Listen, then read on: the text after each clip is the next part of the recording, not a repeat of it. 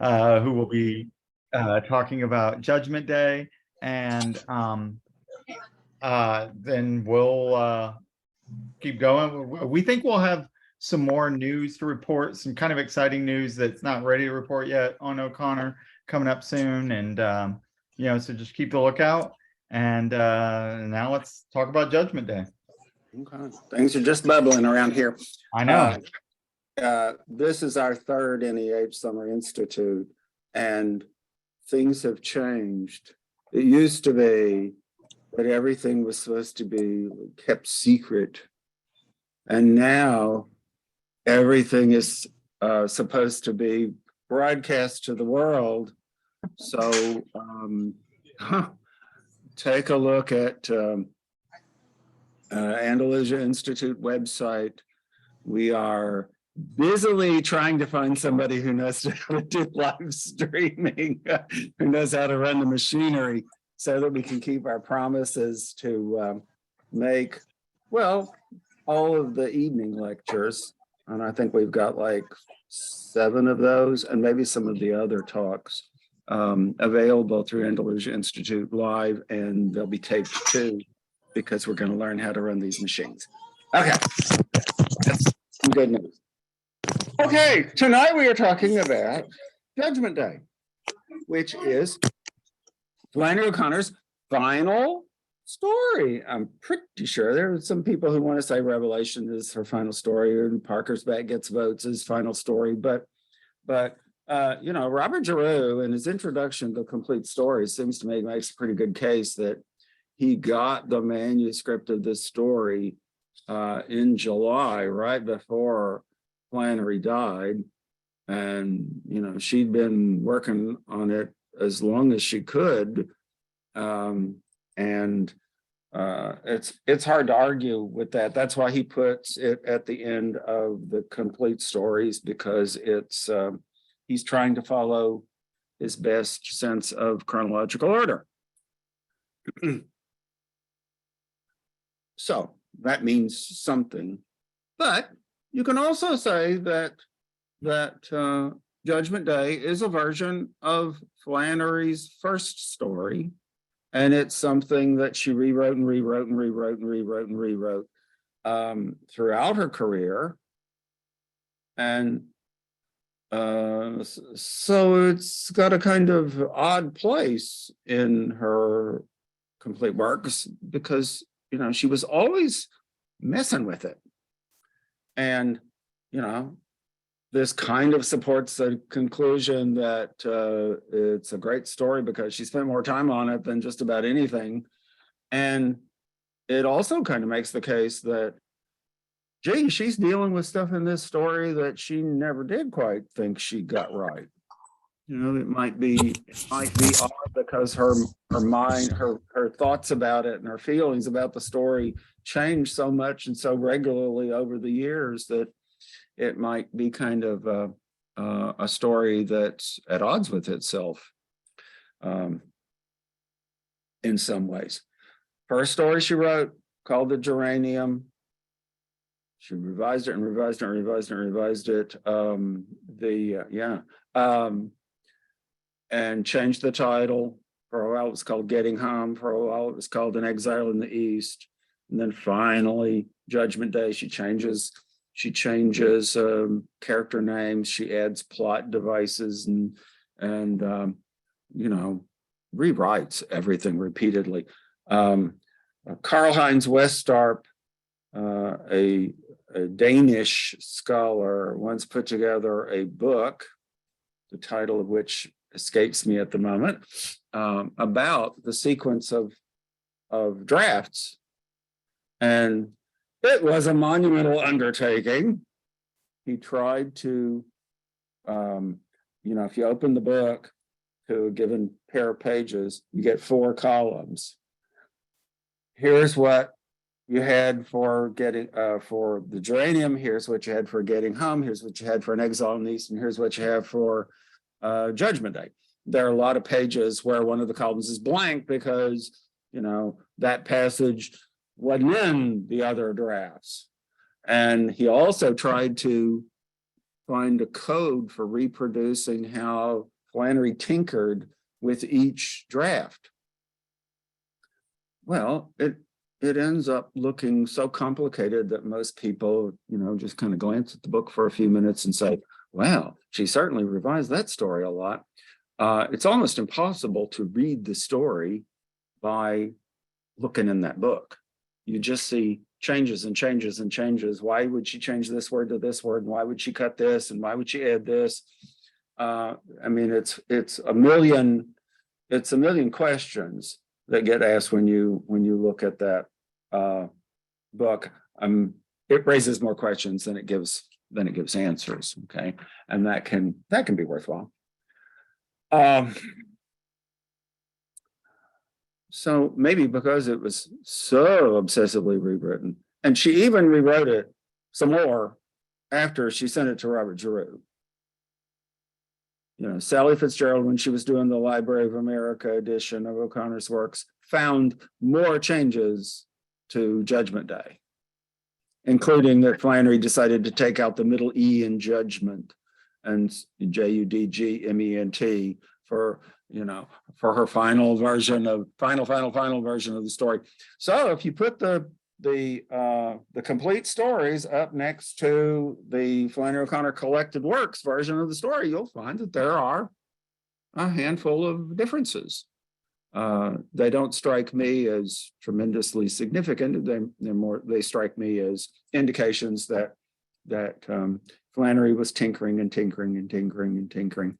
And I don't feel too devilish in saying, well, she just tinkered so much, it kind of makes you think she never thought she was quite getting it right. She could just hardly ever let the thing go. I think this is clearly one of those stories that she had under her pillow in the hospital as she was dying, and she would pull it out when the nurses weren't looking and work on it some more. Okay, end of that thought. Okay, it's a very complicated textual history. I'm of two minds about how to read this story. I can see it as a story with a moving, believable, happy ending of a religious sort. The Tanner finally is redeemed, saved, finds his way back to where he wanted to be. His death at the end can be read as kind of crucifixion. He can become a Jesus symbol if you want him to be, and that is a perfectly respectable way to read the story. It can also be read as a story in which there is a lot of progress on the race question, which we know Flannery had trouble with her whole life. And the debatable part of that is how we're supposed to feel about the relationship between Tanner and Coleman, the black guy that he's friends with, that he has an association with for a long, long, long time, who lives with. Catherine Laborde is writing a book. She's got a contract with Fordham University Press. I think it's supposed to come out in 2024 about Flannery O'Connor in New York City. And she's hunting down every detail about, every time Flannery walked down the street and every place he went and everybody was in her phone book. I mean, Catherine, I think, is doing a very thorough job of tracing everything about Flannery in New York. And it probably had something to do with O'Connor's revision of this story. She puts one of her Southern characters in New York, and he has all these impressions about it. How many of those are going to match up with what Catherine can document as real experiences that Flannery had in Manhattan? We'll see. Stay tuned. Catherine is the person who also did the counting to point out to us that Flannery used the N-word in the geranium more times than she did in any story.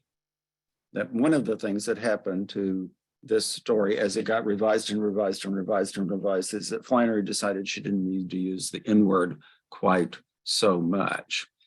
There are times when I wish that Flannery's first publication weren't so drenched in the N word. Maybe she wouldn't have thought that using the N word was good for shock effect and would get her published. She could have gotten published without that trick. Oh well. Catherine also told me one time that with all of her thinking about this story, she's concluded that this story is Flannery O'Connor's Brokeback Mountain. That she presents it to her students at in New Orleans as a love story between Tanner and Coleman. And she pushes that notion, far enough that it gets to be kind of interesting and shocking, and let's think about this. Consequently, well, I don't know if it's consequently, I think that Catherine tends to see this as a kind of upbeat story in which we're to see success, progress, people getting into a better place in their lives. That's one way to read the story. Okay, let's talk about the other way to read the story. I can also read this as a story of dreams that end in disaster. I can say, yeah, Tanner has all these notions about how he's going to be making spiritual progress, mostly in the sense of getting back home where he belongs, which he kind of gives religious significance to. And maybe in a sense he gets there, but maybe at the end of the story, the title Judgment Day says, no, no, no, Tanner, you didn't do it right. You deserve to be put in the stocks. You deserve to be punished severely for all of your flaws, which you never really got over, which you never really learned your way out of.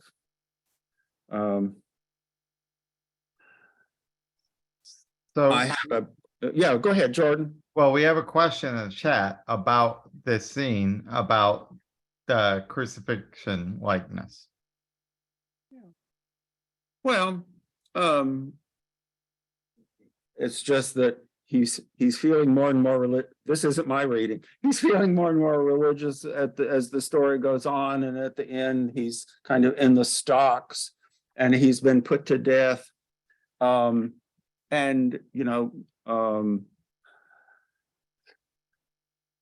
That And- scene where he's hanging over the stairwell, his head down, arms thrust through the banister, has been read by some as being like a looking like a kind of crucifixion. And if you're real sympathetic towards him, if you're rooting for Tanner all the way through the story, and he ends up dying, it maybe doesn't even matter how he dies. He's going to end up looking like a Christ symbol of some odd sort.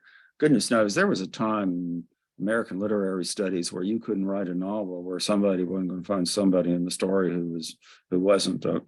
Everybody becomes a Christ symbol in American literature there for a certain period. And you should consider it and say, how much sense does that make? Does that do anything for me, or does that seem like too much of a stretcher? And I was just about to shift into cynical mode here about the ending and just say, well, maybe it's just he's just bad, and he's being judged and he deserves it. And Flannery is judging Tanner, everybody like him, the South, maybe herself, and saying, we've all fallen short. We're all not there yet, and let's just admit it. I think that's a very interesting way to read the story, and I didn't really come up with it. I give credit to Carol Schloss, who wrote an article a few years ago about Parker's Back and talked about that story. And somewhere along the way in there, she says, Late O'Connor is about Flannery thinking about her successes, looking over her career. She knows it's about the end. Looking over her career and thinking about how wonderful she is and how much she's accomplished, but also thinking about what she never did. And, you know, she had high standards. She thinks about how she failed. Well, I found this point of view, this idea, particularly persuasive with Parker's Back. You know, when you think of Parker being beaten up and crying at the end of Parker's Back because his attempt to get through to his wife has so failed at the end, you know, I can say, okay, that's a kind of metaphor for Flannery feeling like she never got through to her audience the way she wanted to, that, you know, we readers just kind of refused to get it the way she wanted us to get it. And she could see herself in Parker. I can buy that. I never thought about Flannery, you know, feeling like she was not very good or something at the end of her career. But, you know, I can see that she had a lot of anxiety, doubts. You know, Brad Gooch points out she didn't finish anything in 1963. She wrote a lot of stuff, she revised a lot of stuff, she tried a lot of stuff, and nothing publishable came out of it. You know, and when you know you're real sick and you find yourself stuck, this is all after she wrote that famous letter where she says, I've done everything I know how to do well, and now I need to find something new to do, and I don't know what it's going to be. And, you know, I need some grace maybe to figure out how to carry on with this career. You know, she had her doubts as much as we, you know, might want to tell her, relax, honey, you know, you've done enough. You know, it's pretty good stuff. You don't have to feel bad about what you've done, but, you know, she raised her standards. Nobody's ever successful enough with their writing. And so I can look at Tanner at the end and see him as another version of Flannery. Oh yeah, maybe he's making serious progress. Maybe he's in a good place at the end, but maybe he's just a fool who's been kidding himself all this time. I'm very pleased with myself for having come up with a writing prompt a few years ago for the students in my Flannery O'Connor class, which seems to, you know, have done a pretty good job of getting people to write different papers. You know, not everybody says the same thing about story, and I say that's good. That's when you know something's working. And the prompt was, does Coleman love Tanner? And maybe it was suggested when Catherine Krotzler-Board told me that she thinks this is Flannery's Brokeback Mountain. But when I throw that out at students who've spent a whole semester reading Flannery, I get essays that are diametrically opposed to each other. And, you know, students who disagree with each other and are willing to go to battle over these points. Roger, I see your hand up. Yes. There's an essay by Leslie Fiedler. I think it's called something like Come Back to the Raft Again. Honey? Yeah, and it's about how all of the early heroes in American fiction had a, what do they call it? Some kind of homoerotic relationship. Interracial homoerotic. That's right. Relationships are at the core of American literature. Yeah, Yeah. right. Well, and of course, if Leslie Friedler had condescended to write about Flannery O'Connor, whom I don't think he cared for very much, he would have said that about this story and said, okay, this is what puts it in the grand tradition of American literature. Well, okay. The problem with that reading of this story, I would say, is that you can go through the story and say, what reliable evidence do we have here for what Coleman really thinks of this old white guy? And he says a few nice things to Tanner here and there, and he does stay with him, for a long time. But it could be that what we got here is a one-sided relationship, and Tanner is kidding himself that this guy he's bossed around for years really, really, really likes him. And he might not. Coleman might not really care for the old guy, but he just doesn't really have any other alternatives to living this life that would be any better than hanging out with Tanner. If you haven't been through the story, being skeptical about the friendship between the two of them, that's something that will stir up your notion of what's going on in this story. It's worth a try. A lot of the story is from Tanner's point of view. I mean, he's the filtering consciousness that the narrator is using. We're constantly getting his thoughts. And we probably shouldn't trust them. That Tanner is complimenting himself and making himself the hero. And if you turn the story around and say, well, what's this story like for Coleman? You might get something quite different. And let's not forget the daughter. This is a father-daughter story. And this is really unusual for Flannery O'Connor. It's a puzzle. Her relationship with her own father was really, really, really, really, really, really important. And good, he was her champion. But she can't bring herself to write about a great relationship between a father and a daughter. She just doesn't put that in the fiction. And, I've never come close to figuring this out, really. It's just one of those mysteries. If you go through this story and you say, what's this look like? What's going on with the daughter right now? It's another one of those things that just kind of turns the story inside out. It's a really bad relationship. And let me see if I can find the story here. And here it is. No, that's looking at the geranium. Okay, let's go back to the beginning of Judgment Day. Unlike the geranium, which does not start off with anything particularly religious, the beginning of Judgment Day, kind of broadcasts, okay, this is going to be a story in which there's religious significance and the characters know it. Okay, the opening words.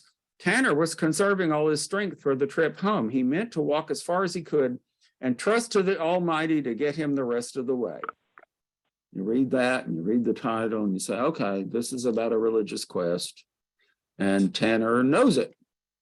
That, on the literal level, he's trying to go back to Georgia. And on a philosophical religious level, he's trying to get in the right place with God. And what's the next sentence?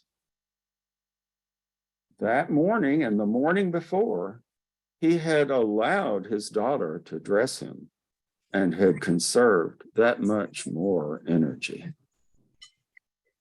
Well, isn't that sweet of him? He allowed her to dress him. He never says a kind word to his daughter in the whole story, not one that he means. And he's using her and tricking her for almost for God's benefit in the first paragraph. And what does the situation look like to her? I would say she is the classic caregiver to the elderly parent who's just bound and determined not to appreciate one thing that's being done. And things never get a whole lot better. You know, at a certain point, he starts tricking her and saying, "Oh, things are a little better between us now," but he's lying, and it bothers him that he's saying something nice to his daughter for a moment, and he says, "Gee, I don't mean that at all."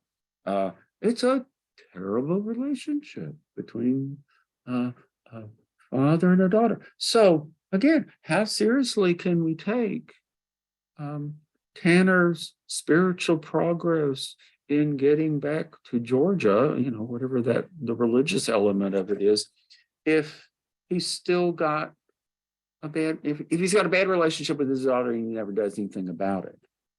You know, the story ends with a happy note, but it is a, you know, it's a weird last paragraph. Okay, let's look at that.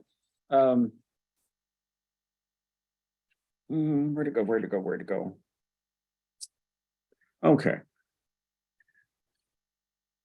Right after the paragraph about his death, there's this rather odd add-on. She buried him in New York City, but after she had done it, she could not sleep at night. Night after night, she turned and tossed, and very definite lines began to appear in her face. So she had him dug up and shipped the body to Corinth. Now she rests well at night, and her good looks have mostly returned. How in the world are we supposed to take that? Are things any better between them? I mean, the final paragraph is, okay, the daughter feels really guilty.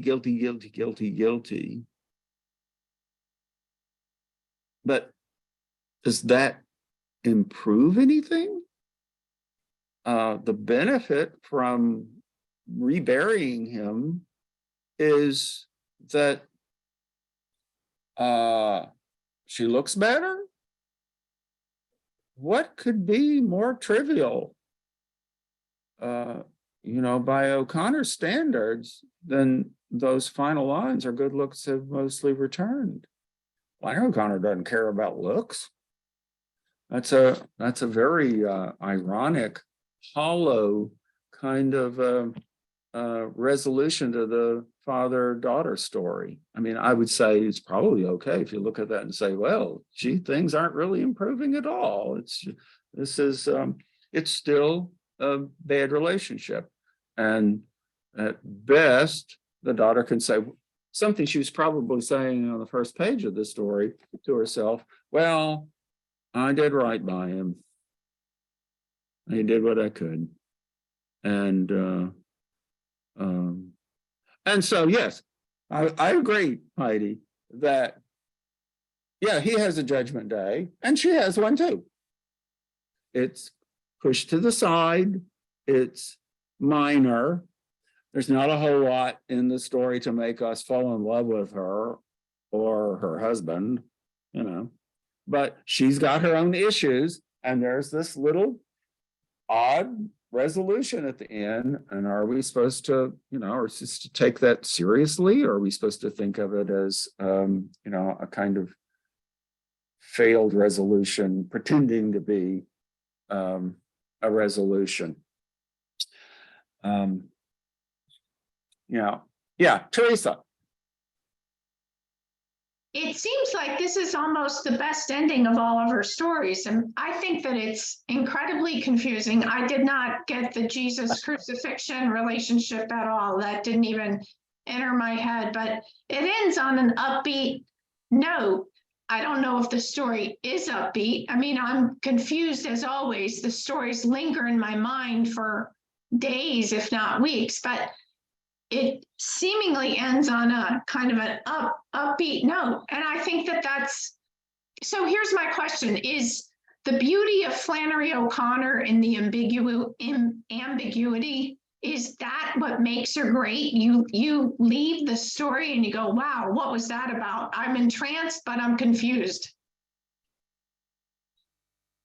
Well, she does write stories that have ambiguity.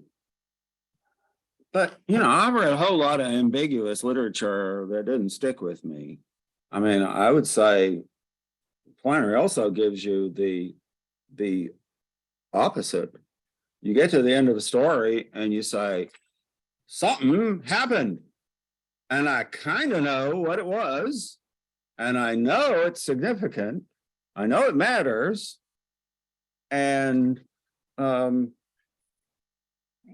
Yeah, Bruce, it reminds me as being kind of the exact opposite of somebody like, Henry James's Beast in the Jungle, where you read for 90 pages and then it just kind of ends and you're like, all right, well, I guess there was some sort of revelation that happened, but I'm not sure if anything really happened. Flannery loved Henry James. I know. But what's interesting also, just kind of to Teresa's point, is like, there's that great quote that O'Connor has. I think it's one of her letters where she says, that a good story should go on and expand in the mind. And I feel like I think about that quote all the time because I feel like that's just like the perfect definition. These stories, I think about them a lot and they just kind of grow in my head. She started off doing cartoons, which are, I suppose, to a lot of people, simplified. There they are, simplified, clear, funny artworks in which you flatten people.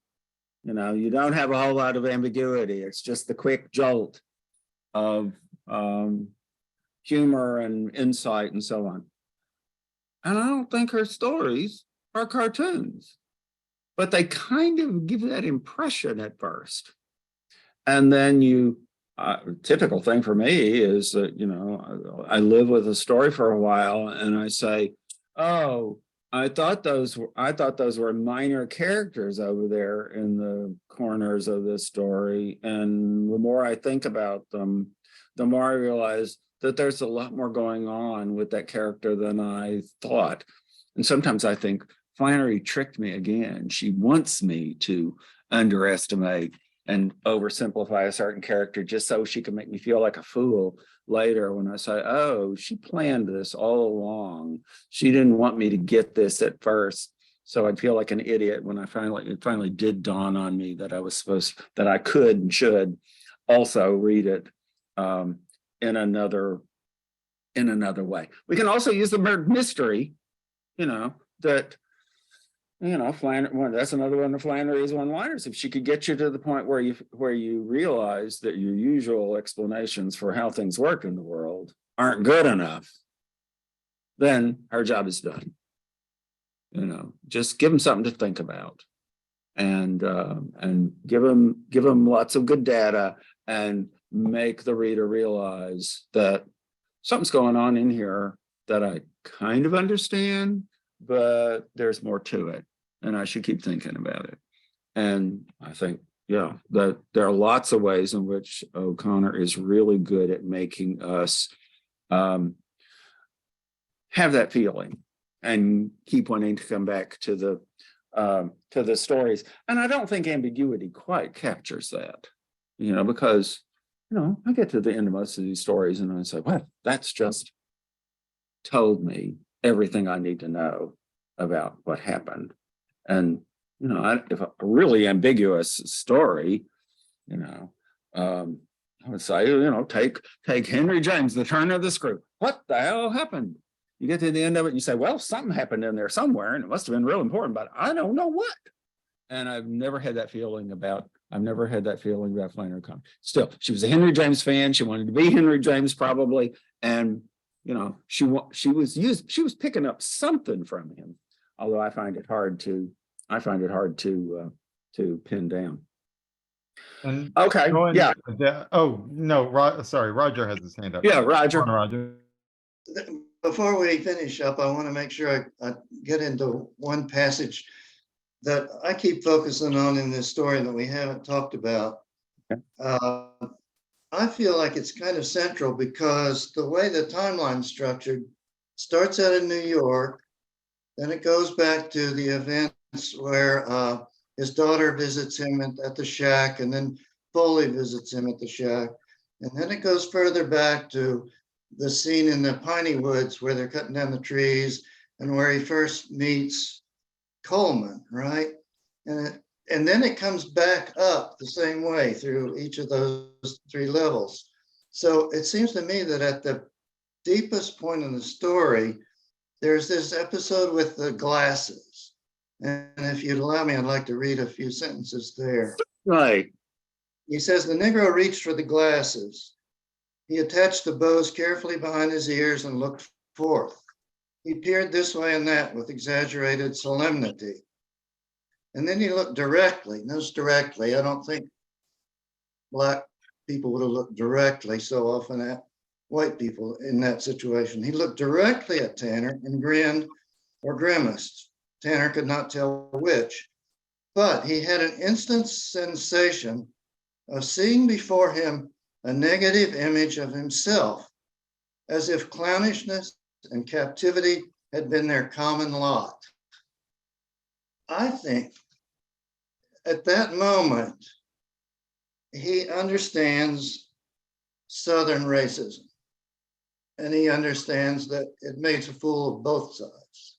That's my feeling about it. Yeah, there are moments in here when it seems like there's racial progress, when there's convergence, like Teilhard told her to find in the world, that things are coming together and that, racism is going to go away because people are going to wise up. They're going to see similarity, not difference, when they look at somebody of another race. I would nominate the passage about Dr. Foley as a similar kind of moment of possible progress. It might be the key to the story. It's something she added late. The idea that the reason Tanner went to New York to be with his daughter was that he couldn't stand the idea that he was going to have to work for Dr. Foley, who's mixed race, who says someday you're going to be working for me. And that horrifies Tanner. And when he gets up to New York, he does have a little recognition scene later on in which he says, well, he should have taken a job with Dr. Foley. To me, that could be read as Flannery suggesting where the world is going, and if Tanner could figure out that would be a good move for him, well, then there's hope for us all. But It's going to be a moonshiner, which is fine. Yeah. Would that be his moment of grace, Dr. Gentry? Well, maybe. Might be his moment of grace is when he's being killed at the end. It might be when he's saying, I'm on my way home at the end, right? As what he's saying to the actor that the actor interprets as an insult. That could be his moment of revelation. In the late stories, I think you could make a case that we have repeated moments of grace. And they all work a little bit, but not perfectly. Early O'Connor, you have one moment, you pinpoint it, and whatever you think happens at a moment of grace, that's where it happens, no doubt about it. A good man is hard to find, good country people, it's real clear. Okay, there's this one chance for something to happen. And with Tanner, he's constantly confronting, the story jumps back and forth in time. And one of the effects of that is that he keeps revisiting key moments. And it's hard to focus on, okay, what's the big moment? And that kind of changes what our notion of a moment of grace is. and how it works and how lasting is the effect of a moment of grace. I think Flannery complicated the moment of grace the more she wrote about it, the more she talks about it. Yes, there's a nice quote passed along by Heidi about mystery and manners, and they're complicated. One of the things that we talked about in the earlier group, and it's something like I've written about, is when we think about like moment of grace, we talk about kind of some of the religious readings. There's a lot of Pauline references, a lot of Paul references in this story. It's actually in Corinthians. He has this whole, he writes about a physical resurrection. And this story is about a physical resurrection, both, T.C. Tanner imagining his own physical resurrection, and then his body is actually resurrected and shipped back to Corinth, Georgia, which definitely doesn't seem to be a coincidence there. So I think that part's also is always something that's kind of stuck out to me. Which would, of course, a resurrection scene will also make him look like a Christ symbol too, in Right. another way, right? Right, there it is, Trace. This is a story with levels. Flannery told us, look for different levels. Well, the religious level and the literal level are, there's some distance between those two things in this story for good or ill. Okay, now apropos of nothing, it occurs to me to throw in my thing about country and Western music in relation to Judgment Day. Okay. There just wasn't anything Flannery O'Connor wouldn't pay attention to and try to figure out how to use it for a short story. Okay. There is a book by a man named James McLeod. I don't know if he's still alive. Lived in Macon. Wasn't published that long ago. I imagine he's still alive. I never met him. Called Flannery O'Connor and Me, the friendship between Flannery O'Connor and me. Doesn't exactly give you confidence that this is going to be a bucket of gems, but he says some really interesting things in there. He talked his way onto Flannery's front porch and got her to teach him about writing. And he did, as a result, get a story published in the Georgia Review, which, is pretty impressive. And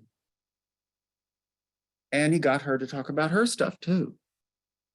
And she said that ending of this story, what she was thinking about, believe it or not, was sound and rhythm.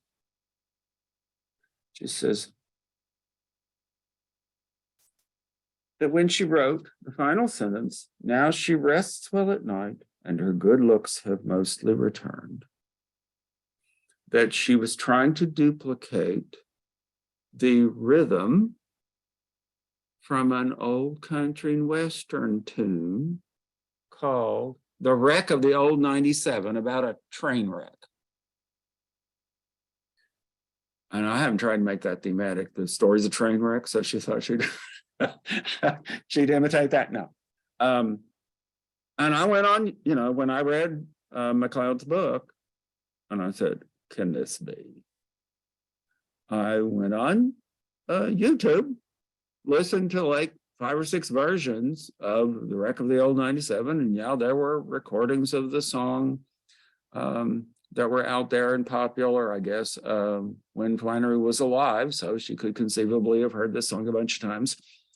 And yeah, that last line of the story has the rhythm of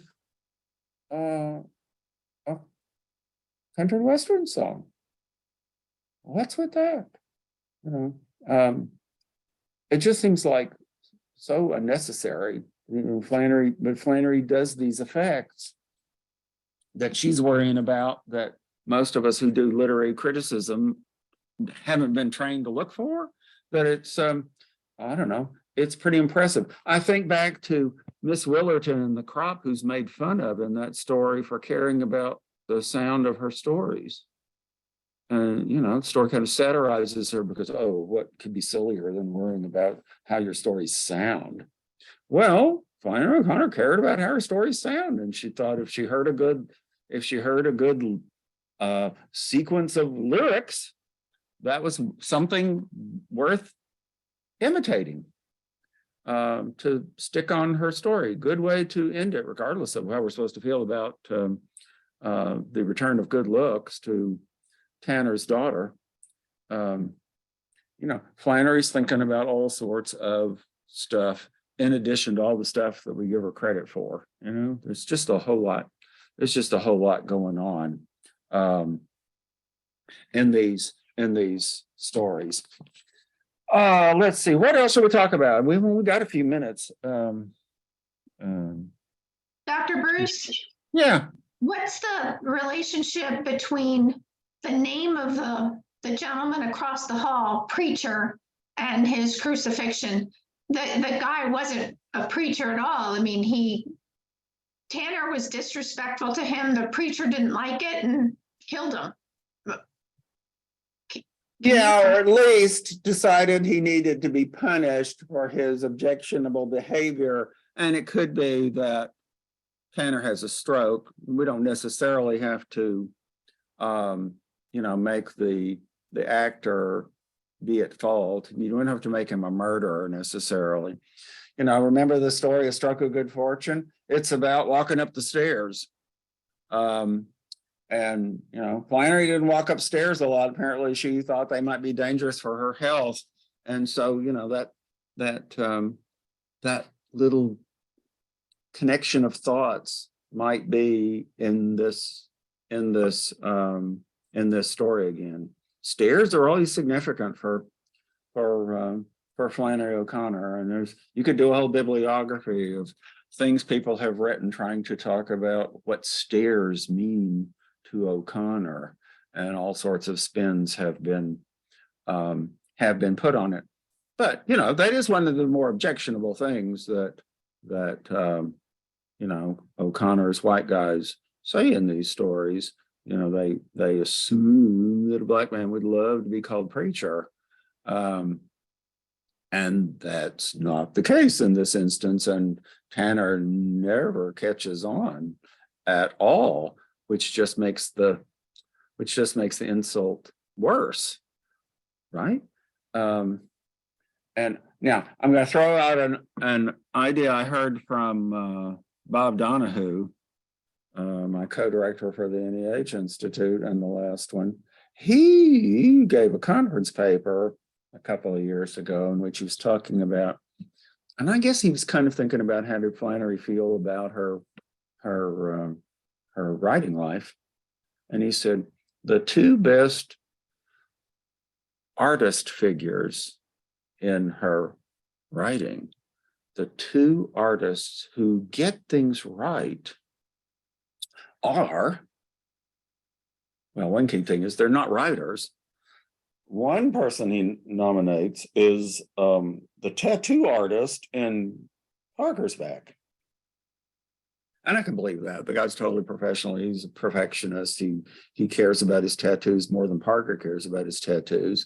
I'd say, okay, those are standards that Flannery can endorse. And then the other thing Bob says, and I'm still trying to get my head around this, is that the actor in Judgment Day is Flannery's ideal notion of what an artist should do.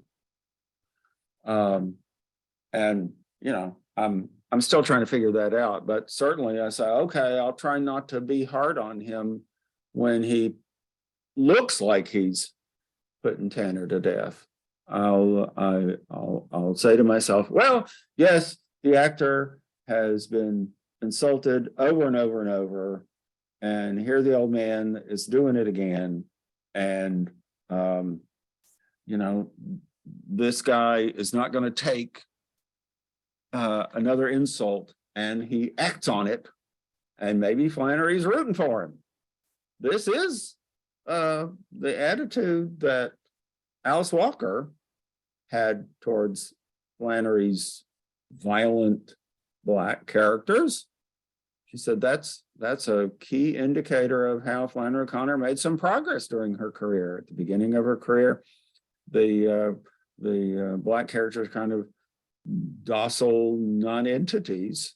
And at the end, they start to be violent, and Flannery's on their side, saying, "Good, attack the white people who have been mistreating you." And so Alice Walker would look at, I would say, the end of Everything That Rises Must Converge and say, "Good for that mother who hits Julian's mother upside the head with her purse, and might be killing her when she does that." If you buy that Flannery's endorsing that behavior, well, yeah, that is a change from early in her career.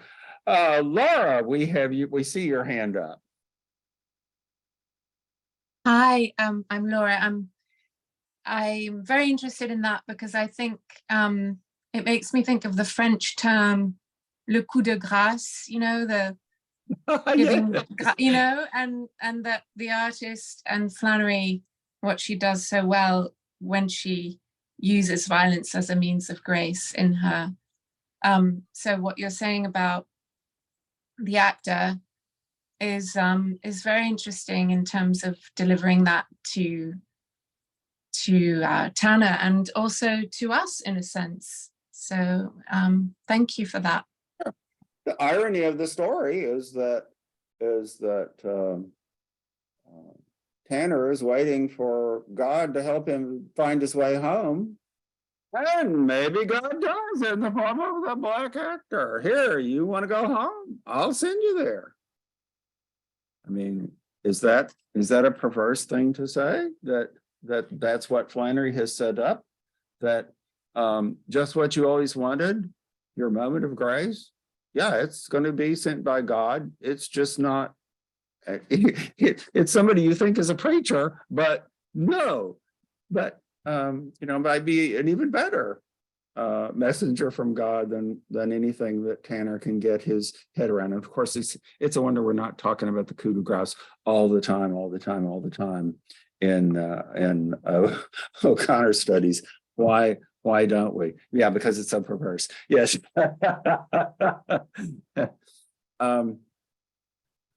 What else? I should mention,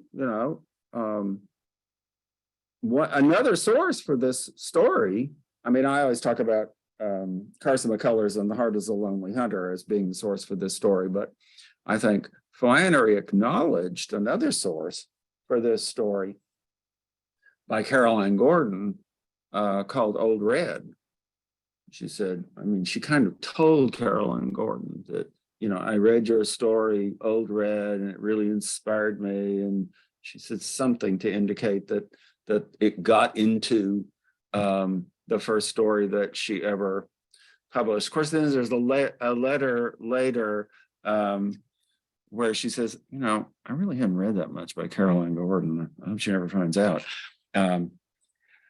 Christine Flanagan has spent a lot of time researching the relationship between Flannery O'Connor and Caroline Gordon and the mentor-mentee relationship between those two. And Christine sees it as a pretty healthy relationship, and so on. And so, I can read Old Red and I can see similarities to what's going on in the Geranium, the first version of the story. And I can say, I think Flannery's story is a whole lot better than Caroline Gordon's story. But maybe that's just me, we can be inspired by stuff, and do better than what inspires us. That's not a that's not too weird a thought. Flannery learned a lot from reading literature. She got a lot of influences, and then she still managed to make it her own. Probably the most obvious thing I could possibly say right now. Teresa, what else? Oh, you have to unmute. Sorry about that. Do you feel that she has any Russian influences from Dostoevsky in any of her things?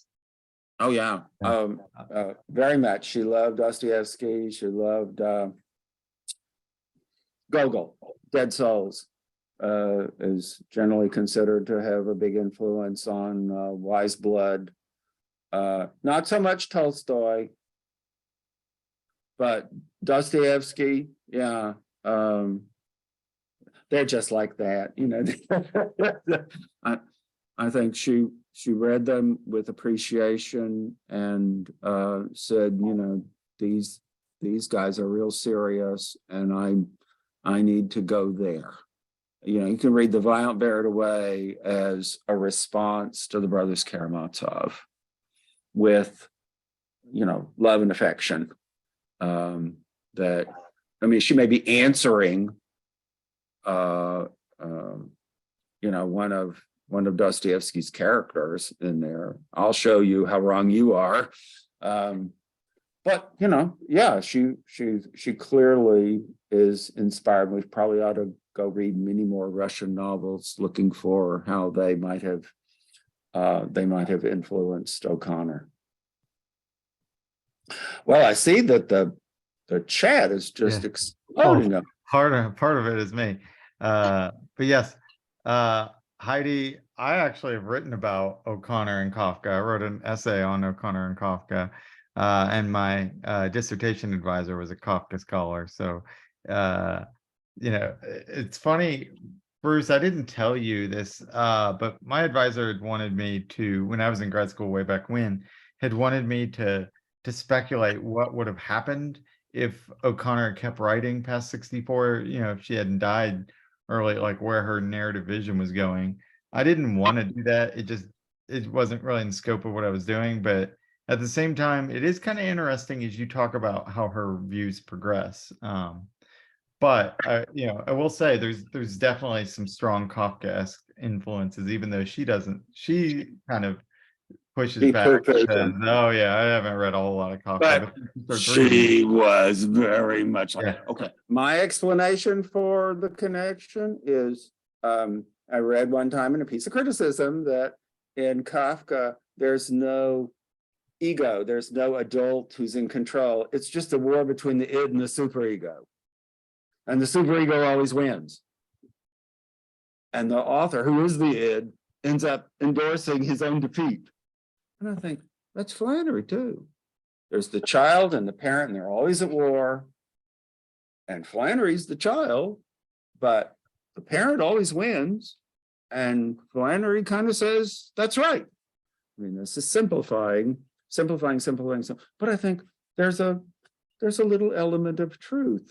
O'Connor is very appealing to those of us who never grow up into genuine adulthood. Those of us who are stuck mentally at age 15, still carrying on wars with our parents.